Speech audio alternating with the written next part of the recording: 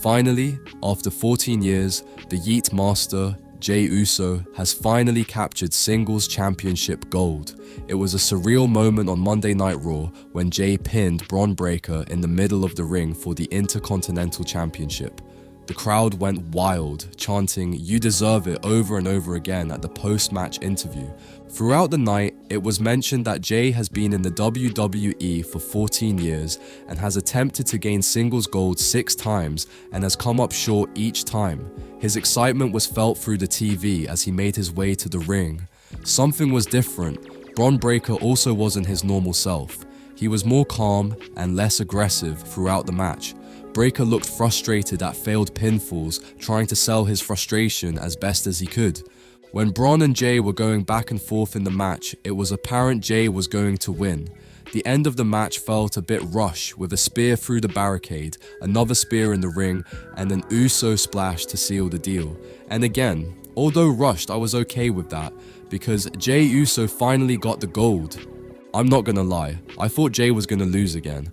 One, because I'm used to Jey Uso losing at another championship opportunity, and two, I didn't think a championship title would exchange hands on Monday Night Raw.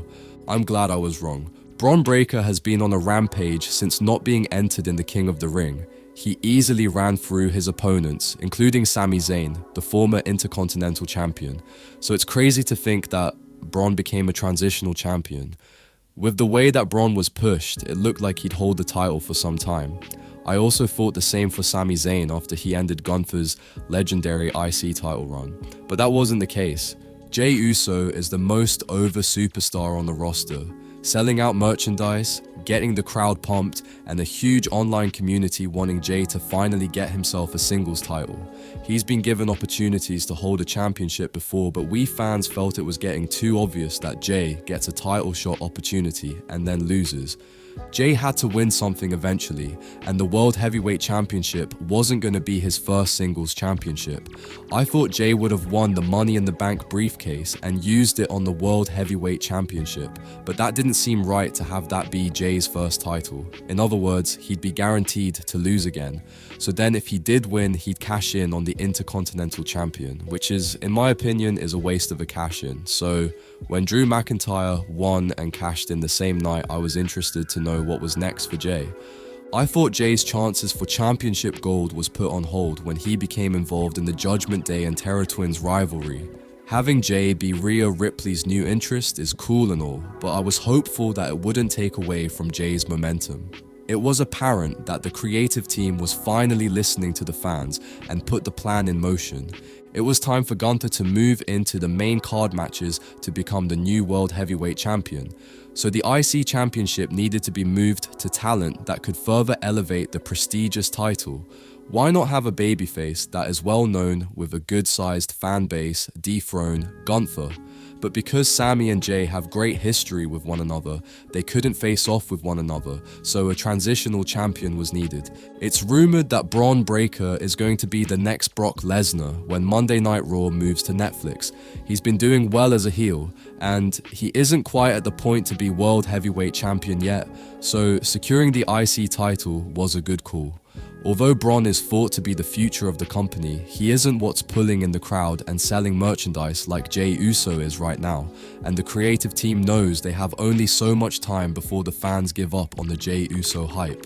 Now, although most of the WWE universe is happy for Jey Uso, there are a few that aren't too happy with his recent IC title win.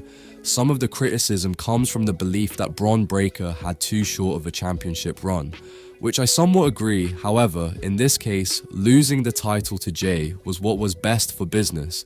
He is one of the most popular babyfaces in the company, and it would be stupid to not capitalize off of his momentum.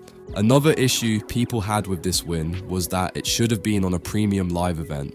I disagree with this.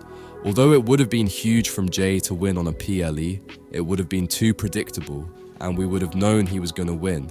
Having the title match on Monday Night Raw threw us all for a loop.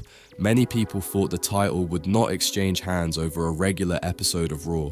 And finally, some people just think that Jey Uso is overrated and that he is not a great wrestler with one or two moves that he constantly uses.